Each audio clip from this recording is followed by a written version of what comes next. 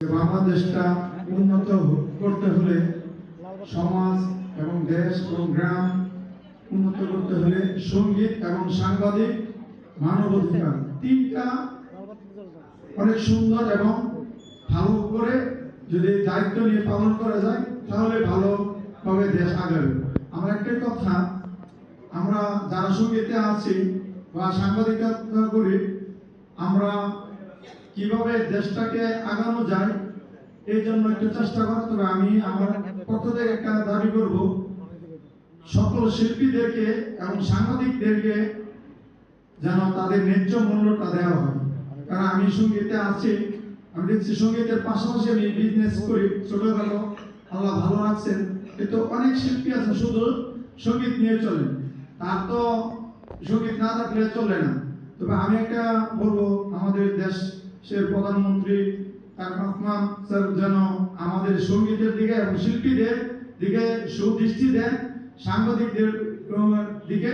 কারণ সাংবাদিক আর শিল্পী খুবই অবহেলিত, তাদের ন্যায্য মূল্যটা যেন দেয়। আরেকটা কথা, সকলেরই একটা না একটা দাবি পূরণ হয়। আমার শিল্পীদের আর সাংবাদিকদের আমার একটা দাবি, যেন বাংলাদেশে একটি সরকারি একটা হসপিটাল তৈরি করে দেন, যেন সকলে সুচিকিৎসা পায়।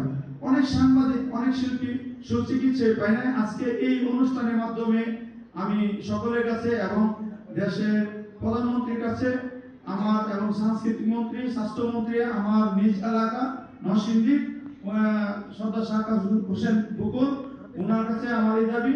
তবে আমি আপনাদের কাছে বলবো, সকলে যার যার অবস্থান থেকে শিল্পী, সাংবাদিক এবং দেশকে সুন্দর করার জন্য ন্যায্য অধিকারটা অর্জন করার জন্য এবং দাবি জানান।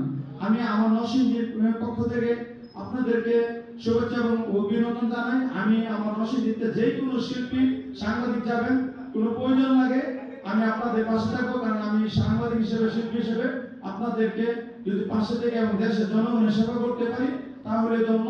আর আমি আপনাদের কাছে একটা দোয়া প্রার্থী, আমি জাসাসের উপজেলা নরসিংদীর সভাপতি। আমি নরসিংদী পার্সের 24টা ইউনিয়ন, একটা পৌরসভা, ওইখান থেকে আমি ভাইস চেয়ারম্যান পদপ্রার্থী। আমাকে সবাই সাপোর্ট দেবেন যার যার অবস্থান থেকে, এবং যে কোনো ভালো কাজে আমাকে স্বেচ্ছাসেবী সংগঠনে রাখবেন, আমি আসবো। এবং আরমান ভাই খুবই ভালো মানুষ। দেশের বাইরে আমি নেপাল, মালদ্বীপ, ইন্ডিয়া প্রোগ্রাম করেছি এবং সংগঠনেও পেয়েছি এবং টেস্ট পেয়েছি। আজকেও একটি সংগঠন অনুষ্ঠানে আসছি, হয়তো আমার যতটুকু মূল্যায়ন করেছেন আমি কৃতজ্ঞ। সকলকে আমার ভালোবাসা রইল। আপনারা আমার জন্য দোয়া করুন, আমি আপনাদের জন্য দোয়া করি।